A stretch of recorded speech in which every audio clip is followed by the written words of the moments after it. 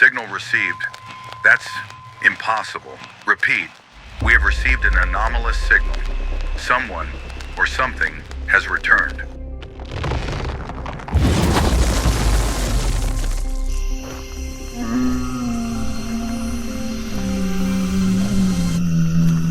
You have to tell me what's going on. It's impossible. They're not sick. They're not dead. Something else. Go back. Get back. I was your wife, James. Why shouldn't I be here? We shouldn't have come back. It was a mistake. And one of us has to fix it. By sunrise, the rumors had already spread across Urana like wildfire. A cemetery break-in, a group of naked people wandering around the graves. Officer James seen escorting them away. It didn't take long for the theories to start. Some believed it was a cult ritual.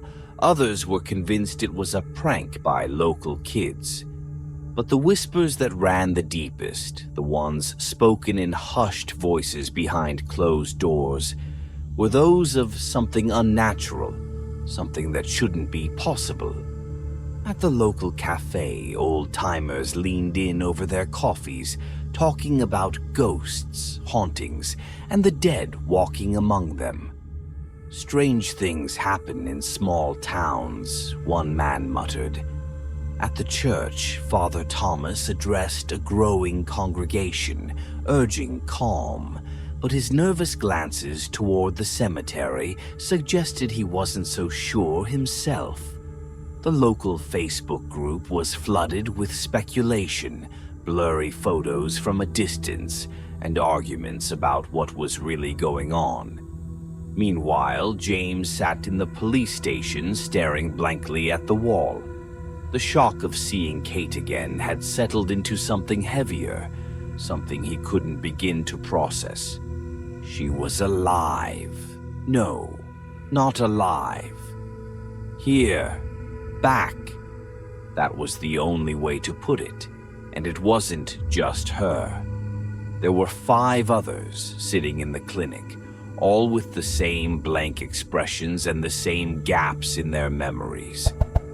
Alicia was determined to approach the situation scientifically.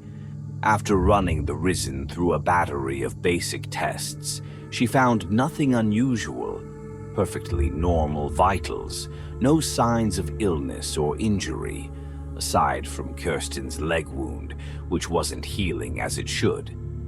Yet, their medical records told a different story. Kate's file confirmed her death from cancer. Carlo had been declared dead decades ago. Patrick Fitzgerald had been buried 150 years earlier. The facts didn't add up, and that terrified Alicia more than any ghost story ever could.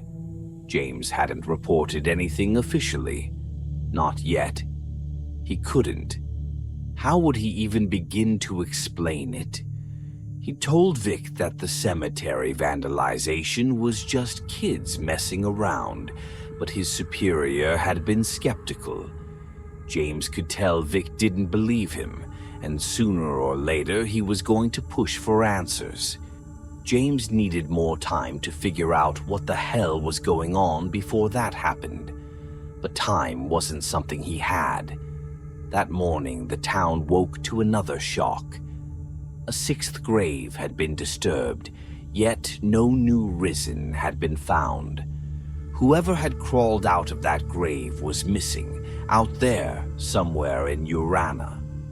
And James had no idea who or what they were dealing with. At the same time, Bo trailed the old man, the one he had followed from the cemetery. Bo hadn't told James yet. Something about this felt too big, too unreal to share. But he was determined to see where the man was going. When the old man stopped in front of the town statue, Bo felt his stomach drop. The statue was of Patrick Fitzgerald, the town's first mayor, and it looked exactly like the man standing before it. Patrick's face was unreadable, his fingers tracing the engraved plaque on the base of the statue. Then, after a long silence, he said, "That's me." Bo felt his breath hitch. "You mean, you're him?" Patrick didn't answer.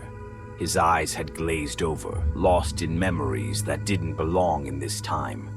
At the clinic, Alicia and James sat with the remaining Risen, trying to coax more details out of them. Maria insisted her name was Anna, even though James had seen her gravestone with his own eyes. Kirsten, pale and shivering, said she had been taking antibiotics, but her wound was only getting worse. Kate sat apart from the others, staring at her hands, at the smooth skin where IV lines had once punctured her veins. Finally, James cleared his throat. "I think it's time we stop dancing around the truth." Everyone turned to him. "You all woke up in the cemetery last night," he said carefully. "The reason you don't remember much, the reason your past doesn't make sense, is because you were all buried there." Silence. Then Anna, Maria, laughed. "That's ridiculous." James didn't flinch. "Your grave is in the cemetery. I saw it myself." "I'm not dead," she snapped. But her voice wavered, uncertainty creeping in. Kate swallowed hard. "James, stop." But he didn't. "You all crawled out of your graves last night, and I don't know why or how or what it means. But we can't pretend it didn't happen." Kirsten let out a sharp breath. Charles sat back in his chair, shaking his head. Maria clutched her arms, muttering, "That's not true. That's not true." Then James hesitated. "There was another grave." Alicia looked at him. "Another one?" He nodded. "One more was disturbed, but we haven't found who came out of it yet." A chill ran through the room. Somewhere out in town, someone else had woken up from their grave, and no one knew where they were. Kate stood by the window of the clinic, staring out at the town she once knew. The streets, the buildings, even the trees looked familiar, yet everything felt distant, like she was watching someone else's life unfold through glass. Her hands trembled as she touched the wedding ring still on her finger. K and J. She had remembered her name, but that was all. Until James had shown her the picture. Until she had looked into his eyes and felt the weight of something she had once carried. Love, loss, and the slow, painful march toward death. She had died. The memory was hazy, like an old film reel playing in fragments. The sharp scent of antiseptic, the beeping of machines, James's hand squeezing hers as her body failed her. But that was impossible. She was standing here, breathing, whole. Her hands traced over her chest, where the scars should have been, where the cancer had taken pieces of her away. But there was nothing. Just smooth skin, her body restored to what it had been before she had ever been sick. Kate closed her eyes, willing herself to remember more. She wanted it to come back in pieces, not all at once, not like a flood that would drown her. Across the clinic, Anna, was having her own battle with memory. She sat on the edge of the bed, staring at her hands. The name Anna had felt so right when she had first spoken it, but now doubt gnawed at her. James had shown her the gravestone, Maria. The name felt distant, like an old coat that no longer fit. But then the memories began to surface, bit by bit, knitting needles clicking together. warm candlelight illuminating a small Bible, the name Anna stitched onto a blanket. Not her name, her daughter's. Anna had been her daughter, and she had been buried beside her. The realization hit like ice water, sending her gasping. She turned to James, her voice breaking. "My name was Maria." James nodded, waiting. I had a daughter," she whispered, the weight of it pressing down on her. She was so young." James knelt beside her, speaking gently.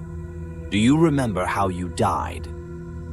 Maria, no, she, shook her head. But the memories were there now, tangled and just out of reach. In another room, Charles sat with his hands in his lap, silent. He had barely spoken since James had told them the truth, but now something was stirring inside him. A face, young, desperate, bloodied, flashed before his eyes. He gasped, gripping his head as a vision overtook him. He was running, hands grabbing at him, the cold iron of a knife in his palm. Blood, thick and hot, dripping down his fingers. The sound of someone screaming his name. "Alexandro!" Charles, or whoever he was before, snapped back to reality, panting. His vision had felt too real, like he had been back in that moment, reliving it. He muttered something in Italian, his voice hoarse. Anna's head lifted at the sound of the language. It struck something deep in her, something long forgotten, yet familiar. She spoke back instinctively, her Italian rusty but still there. "Cosa hai detto?" James turned to her, surprised. "You speak Italian?" Anna frowned. I think I do." Charles was shaking, his breath unsteady. "Alexandro sta per morire." Anna's brow furrowed as she translated. "Alexandro is going to die." James's stomach tightened.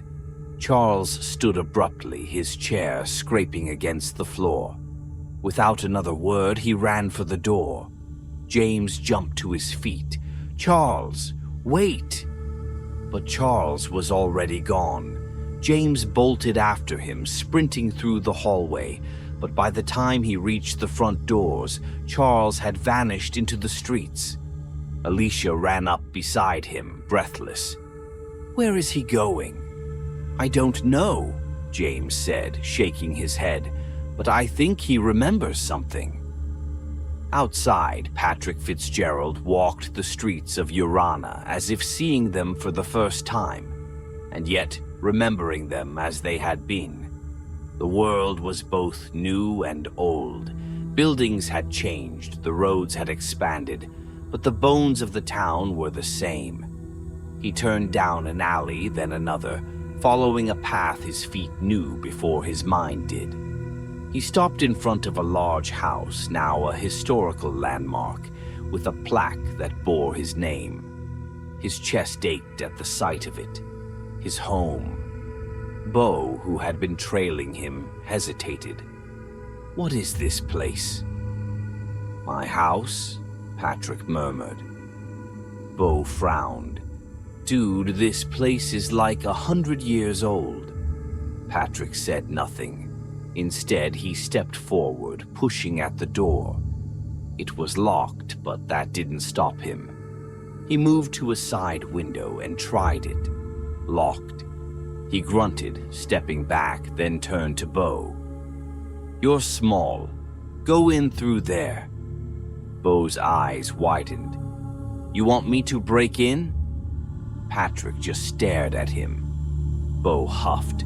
"Man, this is the weirdest day of my life." But he climbed through the window. Inside, dust filled the air. The house smelled of old wood and time. Patrick moved through the rooms, running his fingers over furniture that had long since lost his touch. He made his way to the fireplace, staring at the stones, tracing them like a puzzle. And then he dropped to his knees and started prying one loose. "What are you doing?" Bo whispered, eyes darting to the window. Patrick didn't answer. He pulled the stone free, revealing a small hidden compartment. Inside was an old, rusted box. He opened it.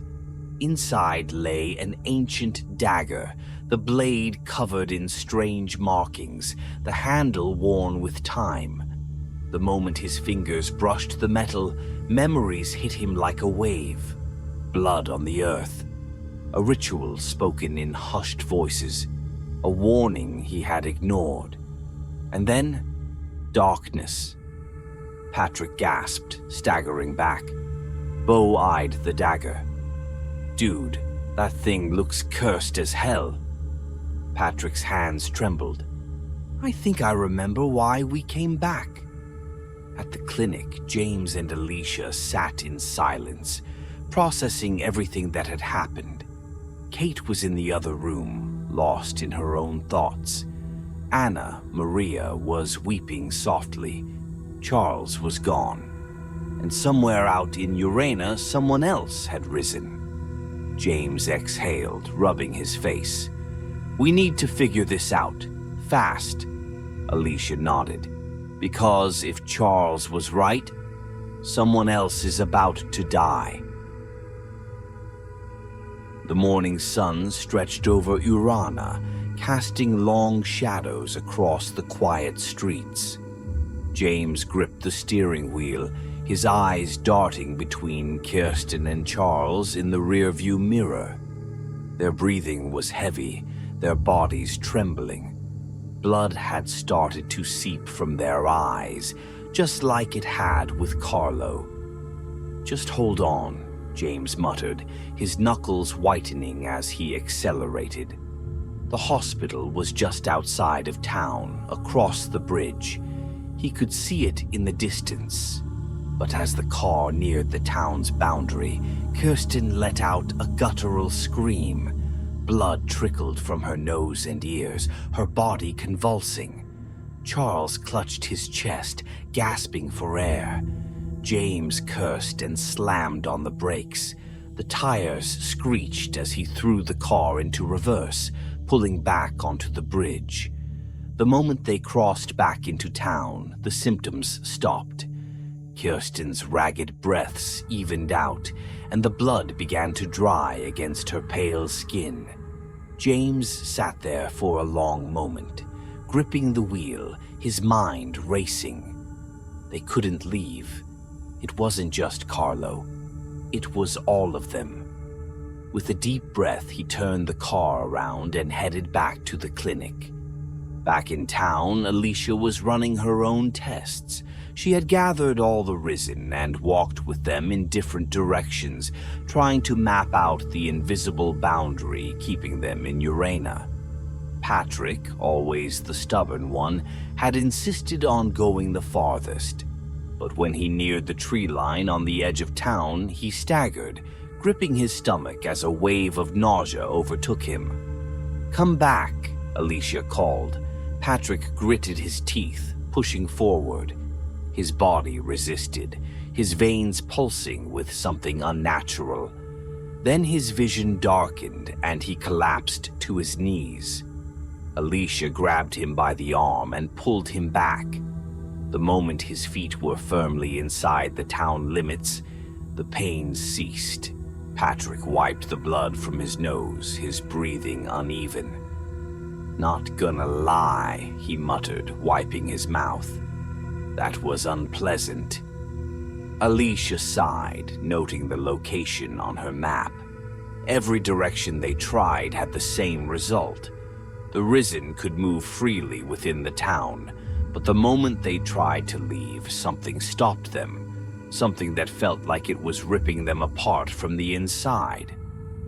James arrived back at the clinic to find Alicia examining Kirsten's leg wound again. It had worsened. Black veins had started to spread from the gash, creeping up her thigh like decay. The antibiotics weren't working. Nothing was working. James ran a hand through his hair. She needs a hospital. Alicia looked up at him. And you saw what happens when we try to leave. James exhaled, shaking his head. He felt trapped. For the first time in his career, there was no clear course of action. This wasn't a case. This wasn't a crime. This was something beyond logic, beyond anything he had ever known. Kirsten shifted weakly. "I don't want to die again," she whispered. James looked at her, his stomach twisting. "We won't let that happen." But deep down, he wasn't sure. Later that evening, Kate sat outside the clinic, staring at the sky. She had always loved the stars. As a child, she had dreamed of being an astronaut, of escaping the small town and floating into the unknown. She had never left Urana, and now it seemed she never would. James stepped outside, hands in his pockets. He hesitated before sitting beside her. She didn't look at him when she spoke. "I tried to leave today." James stiffened. "What happened?" Kate shrugged. "I got close to the bridge. Then I started feeling wrong, like something was pulling me apart." She looked at him then, her blue eyes sharp. "It's not just that we can't leave, James. I don't think we're supposed to." He didn't know how to respond to that. She turned away, her fingers absent-mindedly running over her arm. "I remembered dying today," she said softly. James's throat tightened. "I remember the pain. I remember you holding my hand." She exhaled. "I remember saying goodbye." James looked down, his jaw clenched. Kate swallowed hard. "I don't know why I'm back, but I do know that you moved on." James finally met her gaze. "Kate." She shook her head. "I saw her." His heart sank. Kate let out a bitter laugh. "You married my best friend, James." James didn't say anything. He couldn't. Kate's voice broke. "And she's having your baby." Silence stretched between them. The air was thick with unsaid words, with grief that had been buried and dug up again. James finally whispered, "I never wanted to move on from you." Kate's eyes shone with unshed tears. "But you did." James opened his mouth, but before he could say anything, Alicia's voice rang out from inside the clinic. "James, we have a problem." He bolted up, running inside. Kirsten was convulsing again, her wound festering, the black veins creeping higher. Maria was holding her hand, whispering prayers under her breath. James turned to Alicia. "What do we do?" Alicia's face was pale. "I don't know." And then, without warning, Kirsten let out a final shuddering breath. Her body stilled. Then, before their eyes, she began to crumble. Her skin flaked away, turning to dust. Her limbs disintegrated. Maria screamed, but there was nothing they could do. Within seconds, Kirsten was gone. Nothing remained of her but the sheets she had been lying on. The clinic was silent. James slowly exhaled, his mind racing. They weren't just trapped. They were running out of time. A sharp wind blew through Urana that night, carrying the weight of unspoken truths. James stood at the edge of the cemetery, staring at the broken graves. His breath came out in short, uneven bursts. His hands trembled, fists clenching at his sides. Kirsten was gone. She had disintegrated in front of them, turning to dust like Carlo before her. And now James understood. They were all on borrowed time. He wasn't sure how long he had been standing there when Kate's voice broke through the silence. "You lied to me." James closed his eyes. He didn't turn to face her. He couldn't. "You knew," she continued, her voice shaking. "You knew Carlo turned to dust. You knew we couldn't leave, and you knew that sooner or later I would." She stopped, but she didn't have to finish the sentence. James turned to her, and for the first time since she had returned, he let the fear show on his face. "I wanted to protect you." Kate's jaw clenched. "You wanted to protect yourself." He didn't argue because maybe she was right. Kate took a shaky breath. "James, I don't want to die again." James felt something crack inside of him, a deep, painful fracture that had been forming ever since the moment he had first seen her standing in the clinic, alive and breathing. But now, as she stood before him, her eyes wide with fear, he saw the truth. Kate wasn't alive. None of them were. They were echoes, fragments of something that had already been lost, and soon they would fade. A voice broke through the stillness. "I know why you came back." James turned sharply to see Patrick standing a few feet away, the old dagger clutched in his hands. The metal glowed faintly in the moonlight, the ancient engravings shifting in the dim light. His face was grim, his eyes unreadable. James narrowed his gaze. "What are you talking about?" Patrick stepped closer, his grip tightening on the dagger. I remembered everything." Kate swallowed. "What did you remember?" Patrick let out a slow breath. "The ritual." Alicia appeared behind him, out of breath, her face pale. "James, you need to hear this."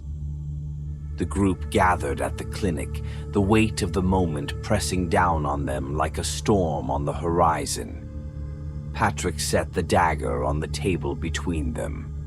"A long time ago, before I died, I was part of a group. We weren't just politicians. We were something more. We practiced things people shouldn't. We thought we could cheat death." He gestured to the dagger. "We performed a ritual, a resurrection of sorts, but it was never finished. Something was left incomplete." James frowned. "And what does that have to do with now?" Patrick met his gaze. "The town is paying the price." Silence. Then Alicia whispered, "The Risen. You're the unfinished ritual." Patrick nodded. "I don't know why it happened now. Maybe something changed. Maybe time finally caught up to the mistake we made. But one thing is clear. This wasn't meant to happen." James ran a hand through his hair, his pulse pounding in his ears. "And if it wasn't meant to happen, what's going to stop it?" Patrick hesitated before answering. "The ritual was never completed, which means we were never meant to stay." Maria let out a sharp breath. "So we're all going to die again?" Patrick's expression darkened. "Not just die, disappear." Kate's fingers dug into her arms, her body shaking. "No," she whispered. "No, there has to be another way." James felt the desperation in her voice, the same desperation he had felt when he lost her the first time. He turned to Patrick. "How do we stop it?" Patrick hesitated. "We have to finish the ritual." The room fell silent. James's voice was low. "What does that mean?" Patrick swallowed hard. "A sacrifice. One of us has to stay behind. One of us has to take the place of the missing piece. Kate took a step back. You're saying someone has to die for good? Patrick's eyes met hers. Yes. Maria let out a broken laugh, shaking her head. We're already dead. But something is still keeping us here, Patrick said. Something is holding us together. If we complete the ritual, the rest of us can move on peacefully. No more suffering, no more crumbling to dust. James stared at the dagger on the table, his breath shallow. Who? Patrick looked at the group. It has to be one of us. A heavy silence filled the room. Then Kate spoke. I'll do it. James's head snapped toward her. No. She turned to him, her expression unreadable. James, I already died once. You grieved me. You moved on. I don't belong here. His chest ached. I just got you back. Kate's lips trembled, but she didn't look away. And now it's time to let me go. James shook his head. There has to be another way. Patrick reached for the dagger, holding it out. We don't have time to find one. James's hands balled into fists. He wanted to fight it. He wanted to stop her. But deep down, he knew this was always how it was going to end. Kate smiled at him, the kind of smile that broke hearts. It's okay. And then she took the dagger. The air in the room shifted. The world tilted. Kate took a deep breath and plunged the blade into her chest. The moment the dagger pierced her skin, a blinding light filled the room. A rush of wind swept through the clinic, knocking them backward. James shouted her name, but the sound was swallowed by the force of something ancient, something beyond human understanding. And then, Kate was gone. No dust, no remains, just an empty space where she had stood. Silence settled over them. The air was heavy, charged with something they couldn't see. Then, one by one, the remaining risen began to fade. Maria closed her eyes, whispering a prayer as she disappeared. Patrick looked at Beau, nodding once before vanishing. Charles let out a breath, a ghost of a smile on his lips before he was gone. And then, there was nothing. James stood there, his hands shaking, his heart hollow. Alicia swallowed hard. It worked, but James wasn't sure it felt like victory. The town of Urana woke to an ordinary day. The cemetery was untouched, the graves unbroken. The world moved on as if nothing had ever happened. But James remembered, and every now and then, when he looked up at the stars, he swore he could still feel her watching.